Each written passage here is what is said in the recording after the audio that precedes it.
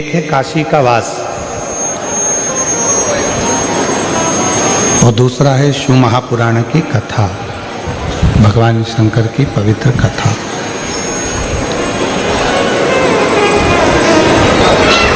गाड़ी मिल जाएगी, बंगला मिल जाएगा, धन मिल जाएगा, दौलत मिल जाएगी, संपदा मिल जाएगी, सत्ता मिल जाएगी, वैभव मिल जाएगा, पर काशी का निवास और शिव महापुराण की कथा, ये दोनों जब तक भगवान शिव खुद आप पर कृपा ना करें तब तक ये दोनों चीजें मिल ही नहीं सकती, मिल ही नहीं।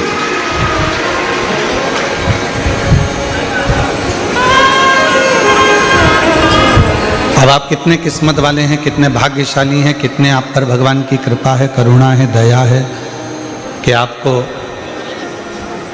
7 दिन सूरत नगर में गुजरात की पवित्र भूमि पर बैठकर ये शिव महापुराण की कथा सुनने को मिल रही है। तो समझ लेना कि शिव जी ने आपका हाथ पकड़कर आपको मंजिल तक भेजने की तैयारी की है।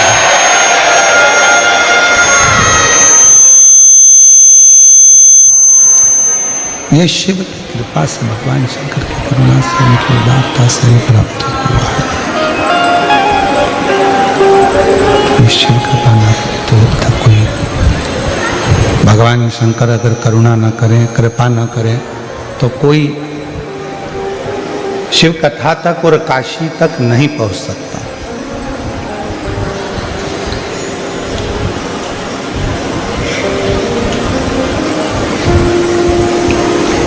कई लोग कहते हैं कि हम कल कथा में जाएंगे, आज हमारे पास में समय नहीं मिला।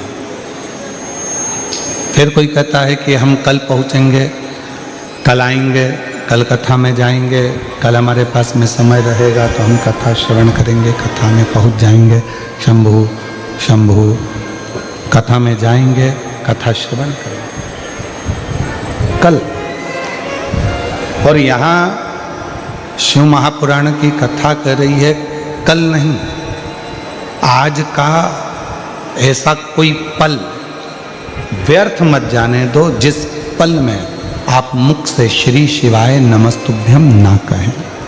हर पल में भगवान की अविरल भक्ति को ढूंढने का प्रयास करें।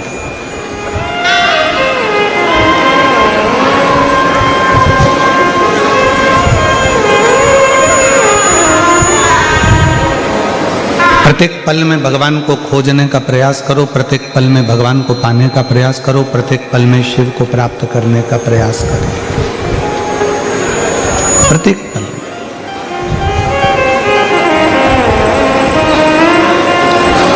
21,600 श्वास मानव के शरीर में से रोज निकलती है प्रतिदिन,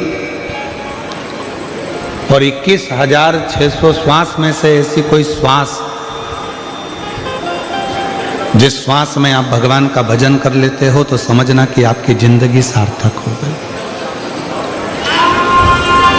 वो 21,600 श्वास में से कोई भी एक श्वास परमात्मा की भक्ति के लिए निकलती है। जैसे 24 घंटे आप बोलते हो, कुछ ना कुछ अपनी भाषा में बात करते हो, परिवार में रहकर कुछ चर्चा करते हो, पर शिवपुराण की कथा कहती है कि 24 घंटे में से कोई एक पल, 24 घंटे में से कोई एक पल हमारी वाणी का, हमारी जिह्वा का ऐसा होता है जिस पल में, जिस वाणी में सरस्वती हमारी जिह्वा पर विराजमान होती है।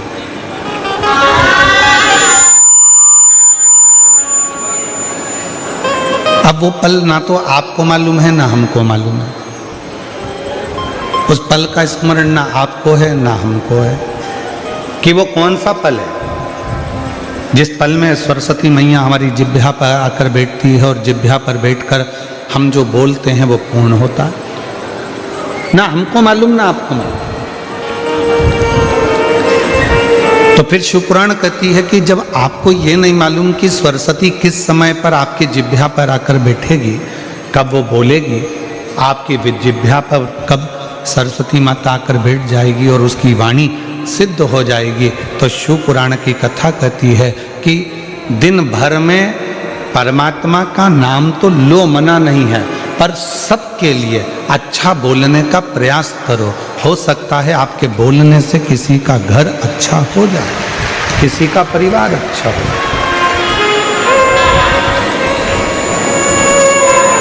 हो सकता है। और मैंने तेरे ही भरोसे बाबा, तेरे ही भरोसे हवा बिछी उड़ती जावांगी बाबा, डोर तो छबीना में कटी जावांगी। भोले मेरी पतंग शंभो में तेरी पतंग हवा बिछी उड़ती जावांगी बाबा, डोर तो छबीना में कटी जावांगी। सरस्वती हमारे जिह्वा पर, हमारे मुख पर 24 घंटे में से एक बार, एक क्षण के लिए आती है। जब हम वो वाणी में कुछ ना कुछ बोलते हैं तो सरस्वती सिद्ध होकर कुछ कह जाती है, कुछ बोल जाती है।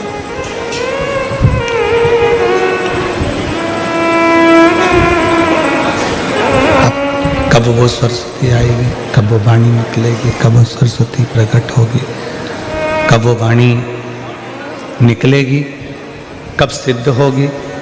तो शिव पुराण की कथा कहती है कि हर पल, हर घड़ी, हर क्षण आप सबके लिए अच्छा बोलिए। सर्वे भवन्तु सुखी, सबके लिए।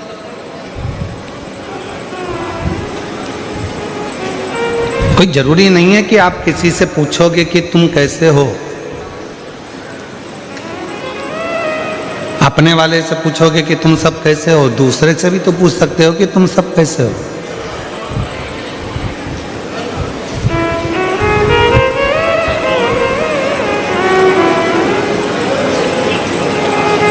किसी से भी आप अपनी भाषा में अपने मिलने वाले से, परिवार से, कुटुंब से, अपने अड़ोसी से, पड़ोसी से, रिश्तेदार, नातेदार से भी तो पूछ सकते हो तो कि तुम कैसे हो।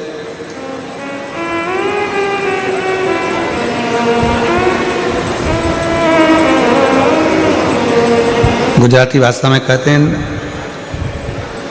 तमे बद्धा केम छो।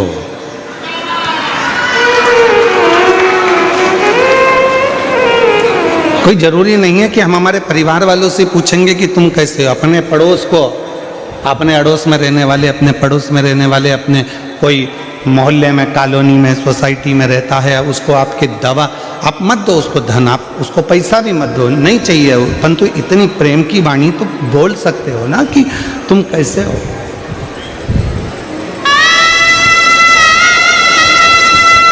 कोई तकलीफ तो नहीं है। इतना तो कोई भी कह सकता है कि आप स्वस्थ रहें, खुश रहें, श्रेष्ठ रहें, आनंद में रहें। तुम्हें कोई तकलीफ तो नहीं, तुम्हें कोई कष्ट तो नहीं।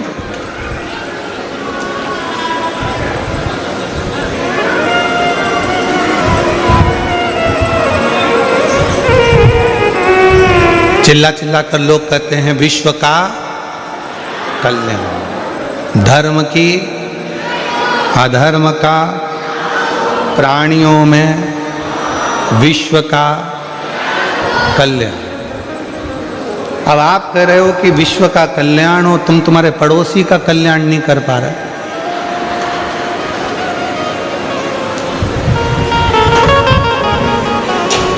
अपना कल्याण कर पा रहे,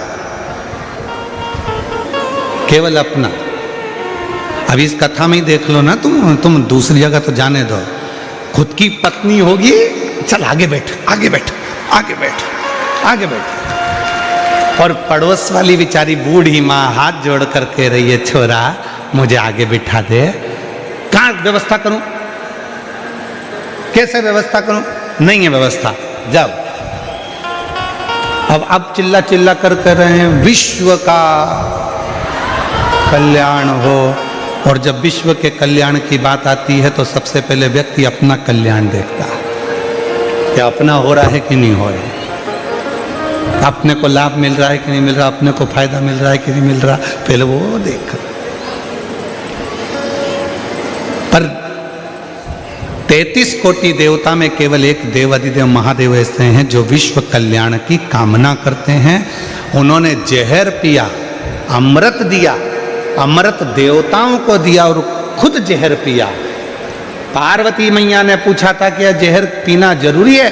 शिव जी कहने लगे अगर ये जहर मैं नहीं पीऊंगा तो ये पूरी पृथ्वी जलकर भस्म हो जाएगी और विषैली हो जाएगी। विश्व का कल्याण करने के लिए मुझे ये जहर पीना पड़ेगा। अगर मुझे विश्व का कल्याण करना है तो ये जहर पीना जरूरी है और ये जहर मुझे पीना पड़ेगा।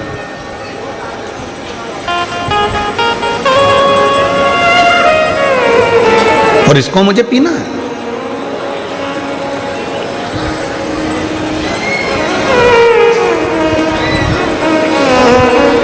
पर एक निवेदन और करूं इस व्यासपीठ से, दुनिया के लोग भले कहते हों अपने अपने कल्याण की बात करें, मना नहीं है, पर एक पूरे घर में, पूरे परिवार में घर की जो स्त्री होती है, घर की जो नारी होती है, घर की जो माँ होती है, घर की जो बहू होती है, घर की जो बेटी होती है, घर में रहने वाली एक स्त्री केवल एक ऐसी होती है जो अपने पूरे परिवार के कल्याण की बात करती है, और जो व्रत साधना उपास करती है वो पूरे परिवार के लिए करती है। एक स्त्री, एक नारी, एक महिला, वो विश्व कल्याण की ही बात करेगी, वो संपूर्ण परिवार के कल्याण की बात करेगी।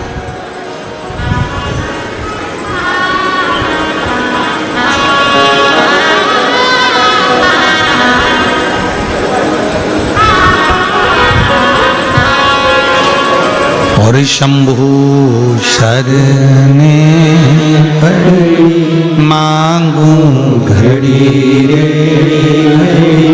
दुख काटो दया करी दर्शन आपो।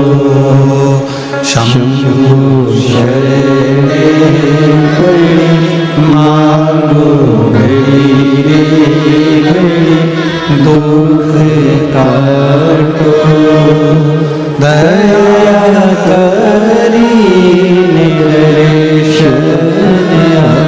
केवल एक देव अधिदेव महादेव ऐसे हैं, भगवान शंकर वो गढ़दानी त्रिकालदर्शी कैलाशी अविनाशी शिव ऐसे हैं जो विश्व कल्याण की कामना करते हैं। जहर मैं पी रहा हूं, क्यों?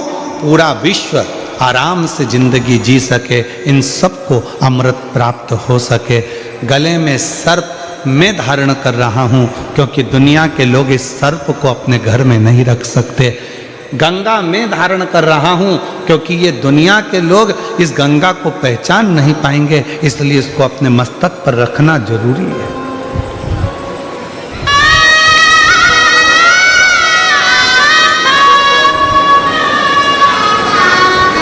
अपने शीश पर रखना बहुत जरूरी है।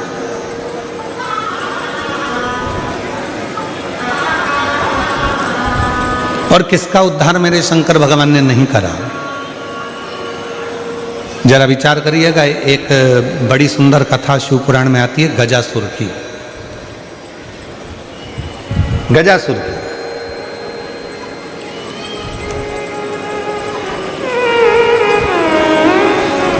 गज का मुख है, मनुष्य का शरीर असुरों वाला है।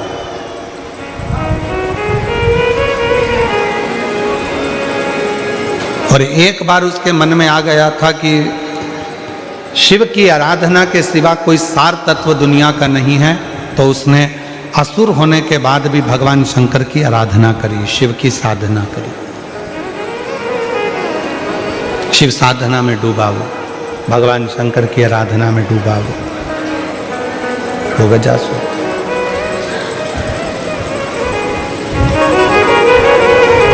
अब इतनी भगवान देवाधिदेव महादेव की आराधना में गजासुर हो गया, इतनी आराधना में डूब गया, साधना में डूब गया कि भगवान शिव को प्रकट होना पड़ा।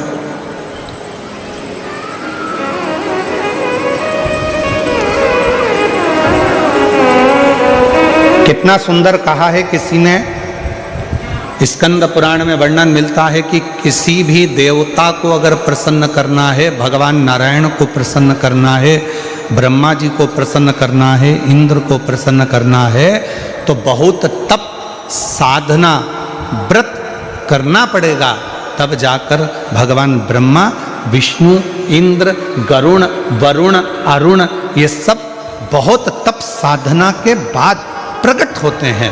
पर शंकर भगवान को यदि प्रसन्न करना है और उनको प्रकट करना है तो बहुत व्रत तप साधना की जरूरत नहीं पड़ती।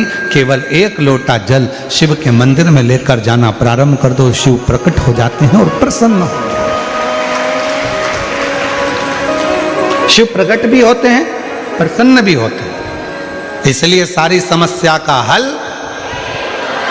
एक लोटा जल। बोल बम का नारा है, श्री शिवाय नमः। शिव को पाना सब कुछ हो सकता है, बस तुम्हारा विश्वास, तुम्हारी श्रद्धा, तुम्हारी भक्ति, और तो उस भक्ति का बल तुम्हारे भीतर बढ़ाना पड़ेगा।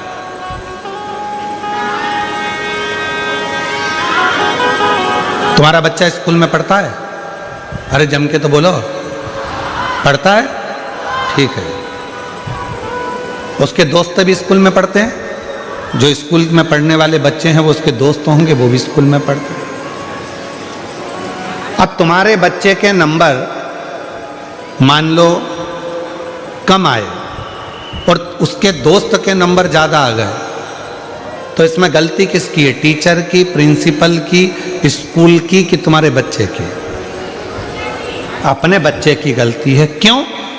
अच्छी पढ़ाई नहीं करी होगी, याद नहीं करा होगा, लिखा नहीं होगा, अध्ययन नहीं करा होगा, इसलिए उसका नंबर कम आया। टीचर की गलती नहीं है। टीचर ने तो एक जैसा पढ़ाया, स्कूल में सब बच्चों को बिठाया, सबको अध्ययन कराया, सबको लिखाया, सबको होमवर्क दिया, सबको घर से लिखने के लिए बुलाया। बस गलती इतनी है कि हमारा बच्चा अच्छे से लिख नहीं पाया, अच्छे से अध्ययन नहीं कर पाया, याद नहीं कर पाया, इसलिए उसका नंबर, उसका परसेंट कम आया। और बाकी का उसका जो दोस्त था उसका परसेंट भी अच्छा बना, उसके नंबर भी अच्छे आ गए।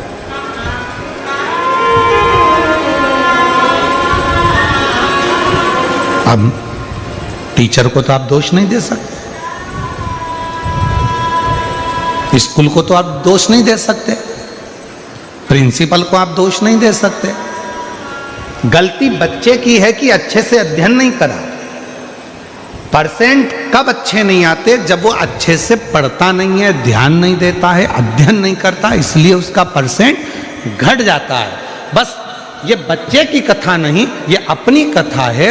अपन भी एग्जाम देने के लिए संसार सागर में आए हैं। जितना जितना मन लगाकर कर्म करेंगे, अच्छा कर्म करेंगे, अच्छा अध्ययन करेंगे और अच्छे से एग्जाम देंगे और सब अच्छे कर्म के साथ में लिखते हुए चलेंगे, तो निश्चित है भगवान का इसमें कोई दोष नहीं होगा। परसेंट लाना हमारे हाथ में है, परमात्मा तो कॉपी चेक कर कर रिजल्ट बना दे।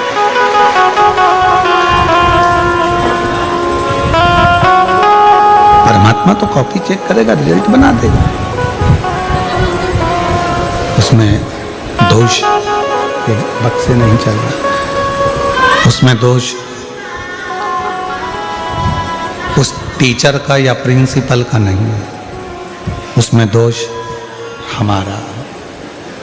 आप आए नहीं और सुबह हो गई, मेरी पूजा की थाली धरी की धरी रह गई। आप आए नहीं और सुबह हो मेरी पूजा की थाली धरी ये आवाज यहाँ बड़ा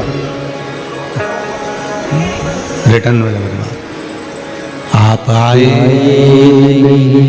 और सुबह हो गई, मेरी पूजा की थाली धरी आप आते नहीं, अपराध बताते नहीं। आप आए नहीं, अपराध बताते नहीं। मेरी प्रार्थना में कौन सी कमी है। आप आते नहीं और सुबह हो गई, मेरी पूजा की थाली धरी। ऐसी कौन सी प्रार्थना में कमी रह गई है जो परमात्मा आप आते नहीं हो। कमी किस में? हम में। भगवान में कमी नहीं है, भगवान तो तुरंत तैयार बैठा है। देखिए 33 कोटि देवता में केवल एक देव अधिदेव महादेव ऐसे हैं जिनके दरवाजे पर नंदी बैठा हुआ। बोलो बोलो, सही है कि गलत है? मतलब और माँ जगत जननी दुर्गा भवानी का जब भी दर्शन करोगे तो माँ आदि शक्ति जगत जननी दुर्गा भवानी काय पर बैठी है? बोलो बोलो, जम के बोलो। शेर पर। गणेश जी के पास में कौन बैठा है? चूहा। कार्तिकेय के पास कौन बैठा है? मोर। मतलब शिव जी का पूरा परिवार एकदम तैयारी में बैठा है, एकदम तैयारी में। बाकी के अन्य सबको निकाल कर देखिए, अपने अपने वाहन किसी के करीब में नहीं होंगे, पर शंकर भगवान के पूरे परिवार का वाहन उनके पास में है। क्यों है? क्योंकि शंकर जी से एक बार पूछा पार्वती ने कि आप नंदी को अपने पास में रखते हो, मैं शेर को अपने पास रखती हूँ, गणेश जी चूहे को अपने पास रखते हैं, कार्तिकेय मोर को अपने पास रखते हैं, इनको अपने करीब में रात दिन रखना अच्छी बात है क्या? शंकर भगवान बोले कि ये संसार में रहने वाला प्रत्येक मनुष्य मेरी औलाद है, संतान है, इसको कब दुख आ जाए इस समय पर ये मुझे पुकारेगा तो मुझे दौड़ कर जाना पड़ेगा, नंदी पर चढ़ कर जाना पड़ेगा। और सुनो पार्वती, तुम जगत की माँ हो, तुम जगत जननी हो, तुम जगदम्बा हो, तुम अम्बा हो, और तुम्हें अगर तुम्हारा बेटा बुलाएगा तो तुम्हें दौड़कर जाना पड़ेगा, दौड़कर जाना पड़ेगा। तो हमारे सेलन भाई एक बहुत अच्छा भजन गाते हैं महाराज, उनके एक लाइन का स्मरण महाराज।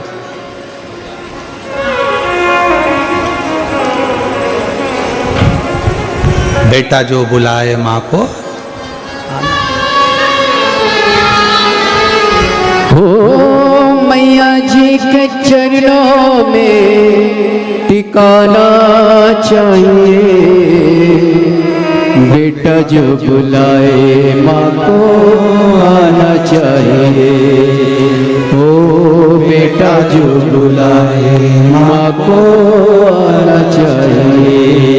तो भगवान शिव कह रहे हैं पार्वती तो तेरे पास में सिंह इसलिए है, शेर इसलिए है कि जगत का अगर कोई बच्चा तुझे रात को पुकारे, दिन में पुकारे, जब पुकारे, तू माँ है, मैं पिता हूँ। और याद रखना, बच्चे अपना कमरा बंद कर कर सोते हैं, बेटे बहू अपना कमरा बंद कर कर सोते हैं, पर घर की जो बुजुर्ग माँ होती है, जो घर का बुजुर्ग बाप होता है, वो अपना कमरा कभी बंद कर कर नहीं सोता। उसे मालूम है मेरे बेटे बहू पोता पोती नाती पंती कब मुझे पुकारेंगे। एकदम दौड़ कर आ गए, दादी दादी दादी, तो मुझे उठना पड़ेगा, दादाजी दादाजी दादाजी उठना पड़ेगा, नाना जी नाना जी नाना जी उठना पड़ेगा। इसलिए घर का बुजुर्ग अपना कमरा बंद कर कर नहीं सोता, घर का बुजुर्ग अपना कमरा खोल कर सोता है, जिससे कोई आए तो मैं उठकर बैठ जाऊं। बहू का सिर दुखा, सास उठकर बैठ गई, बेटे का तकलीफ हुई, माँ उठकर बैठ गई, बेटी को तकलीफ हुई, माँ बाप उठकर बैठ गए। माँ बाप तुरंत तैयार रहते हैं। इसलिए शंकर भगवान के मंदिर में नंदी एकदम सामने तैयार बैठा है, और नंदी भी दोनों पांव टेक कर नहीं बैठा, नंदी ने एक पांव अपना तैयार कर कर रखा है कि कब भक्त पुकारेगा शिव जी बैठ जाएंगे और मुझे दौड़ कर जाना पड़ेगा और उसका दुख मिटाना पड़ेगा।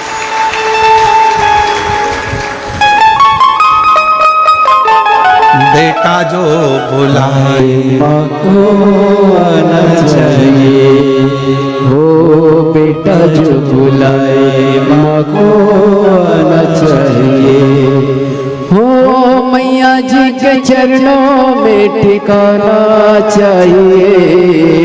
इसमें एक लाइन शैलेंद्र जी और जोड़े, मेरे बाबा जी के चरणों में ठिकाना चाहिए। बबुआ जब बुलाए बाबा आना चाहिए। बबुआ जब बुलाए बाबा आना चाहिए। प्रेम से बोलो जय माता, सारे बोलो जय माता। शेरा वाली जय माता दी, पहाड़ों वाली जय माता दी, मेहरा वाली जय माता दी। और बेटा जो बुलाए माँ को आना चाहिए। बस इसलिए मेरे शंकर भगवान नंदी को अपने सामने रखते हैं। माँ जगत जननी दुर्गा भवानी से, स्वयं माँ शेरावाली माता से एक बार माता लक्ष्मी जी ने पूछा, क्यों जगत जननी, हे दुर्गा भवानी, आप दिन रात शेर पर बैठी रहती हो, क्यों? मेरा शेर इसलिए तैयार रखती हूँ कि मेरी बेटी को, मेरे बेटे को ना जाने कौन सा दुख पड़ जाए और मुझे दौड़कर उसका कष्ट मिटाने के लिए जाना पड़ जाए।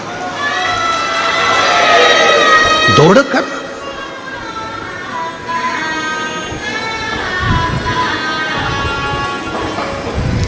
आप सब गुजरात में रहते हो, सूरत नगर में कथा चल रही है, आपसे एक प्रश्न करना था, अगर उत्तर देंगे आप तो स्वीकार करेंगे। गुजरात का सबसे प्रसिद्ध नृत्य है गरबा, बोलो सही है? दुनिया में प्रसिद्धि है इस नृत्य की, गरबे की। हमें एक बात पूछना था कि गरबा चौकोर क्यों नहीं होता, गरबा हमेशा गोल ही क्यों होता है? हमें प्रश्न करना था कि गरबा लंबा क्यों नहीं होता,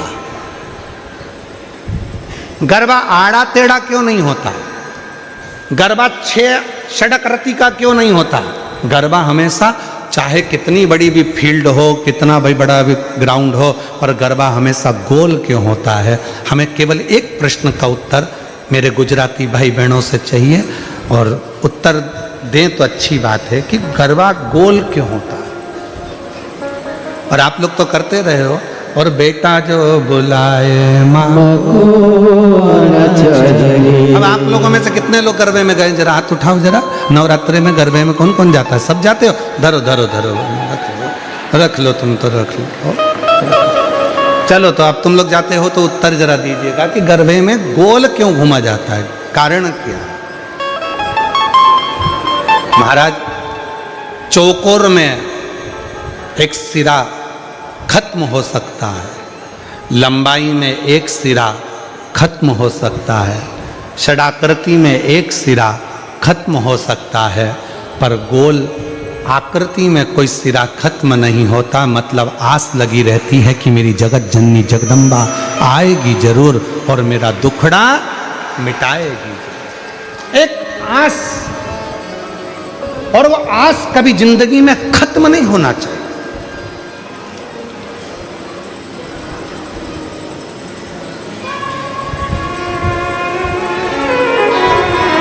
भीड़ में 2 चीजें मिलती है, वो आपको भी मालूम है। भीड़ में 2 चीजें मिलती है, भीड़ में 2 चीजें प्राप्त होती है। कौन कौन सी चीज मिलती है भीड़ में? एक मिलता है धक्का और दूसरा मिलता है धोखा। बोलो बोलो, सही है कि गलत है? भीड़ में, छोटू भाई, भीड़ में 2 चीजें मिलती है, एक मिलता है धक्का और दूसरा मिलता है धोखा। निगाह हटी और दुर्घटना घटी। अभी थोड़ी देर के लिए पल्लू नीचे आया था और भीड़ में धक्का लगा और धोखा। छोटू भाई, मिश्रा जी कहाँ बैठा? हाँ मिश्रा जी, ध्यान देना जरा, बहुत अच्छी बात है, कथा के तत्व पर ध्यान दीजिएगा। भीड़ में 2 चीजें मिलती है, एक मिलता है धक्का और दूसरा मिलता है धोखा। पर याद रखना,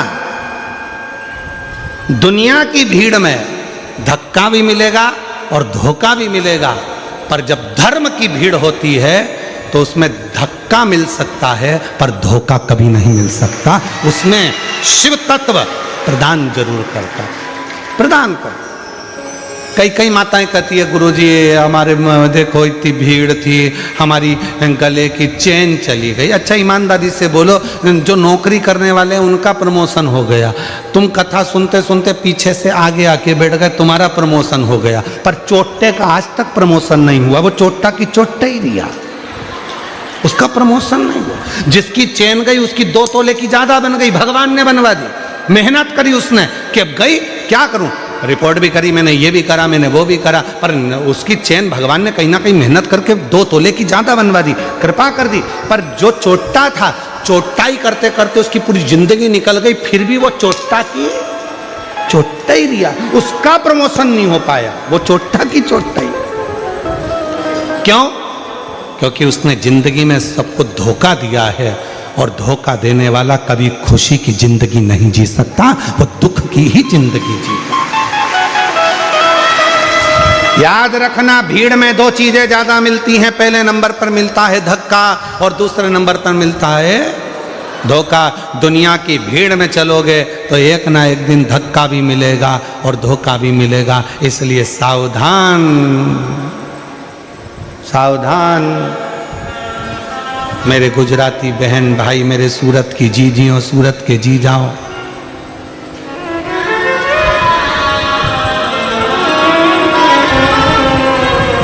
सावधान।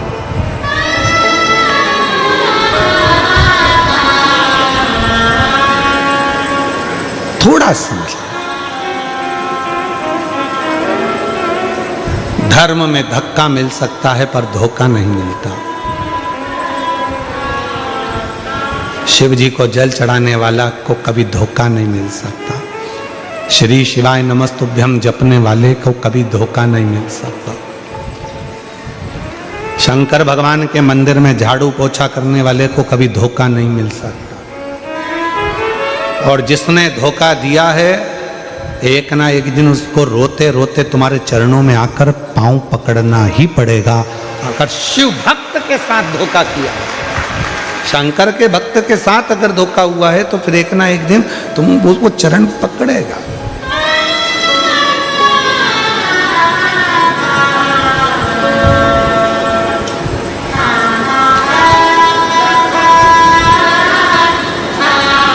इसलिए जो सूरत के निवासी हैं, गुजरात के वासी हैं, वो अपनी मस्ती में जिंदगी जीते हैं। अब हमने देखा है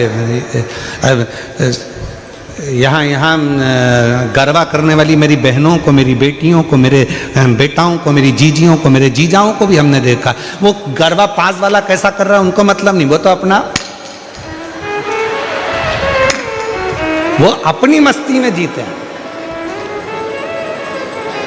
और दुनिया में बहुत लोचे होते हैं और सूरत वाले तो लोचा ही खा जाते हैं। यहाँ एक खाने का आइटम भी है, क्या बोलते हैं, लोचा है। और दुनिया में लोचा शब्द दूसरा है, लड़ाई झगड़ा करना।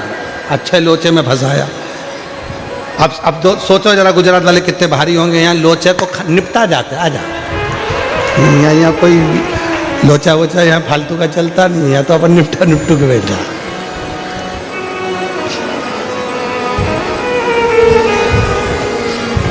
इसलिए महाराज शिव कथा कह रही है, भगवान शंकर का चरित्र कह रहा है। शिव की भक्ति, भजन, स्मरण आप जैसा करेंगे, वैसा वैसा भगवान आपके पास दौड़कर आने के लिए तैयार बैठा है। भगवान देरी नहीं कर रहा है, हमारी देरी। एक पत्र है, अच्छा है, देखो। अब कुछ नहीं मिला तो बिंदी के पत्ते पे लिख दिया, ठीक है। खिड़की भी है उसमें।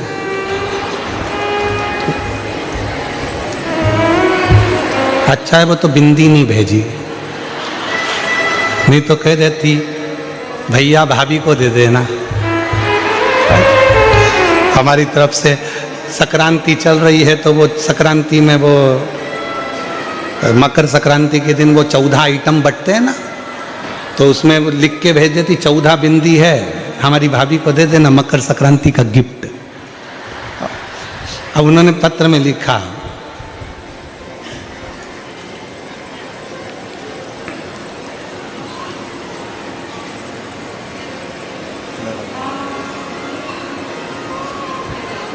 कजन क्या क्या, अब तुम जरा पढ़ो तो रे, सब पढ़ो, चलो पढ़ते जाओ, हम उंगली चला रहे हैं इसमें। हम गुजरात,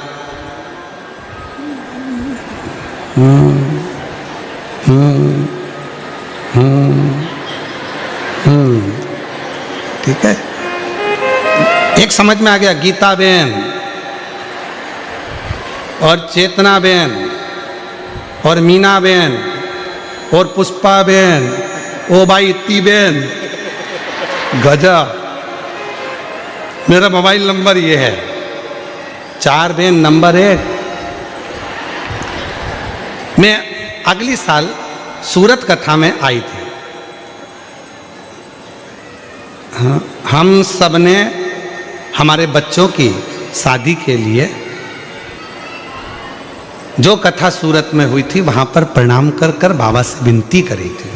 हम सब ने अपने बच्चों की शादी के लिए, मतलब ये चारों बहनों ने अपने अपने बच्चों की शादी के लिए प्रार्थना करी थी।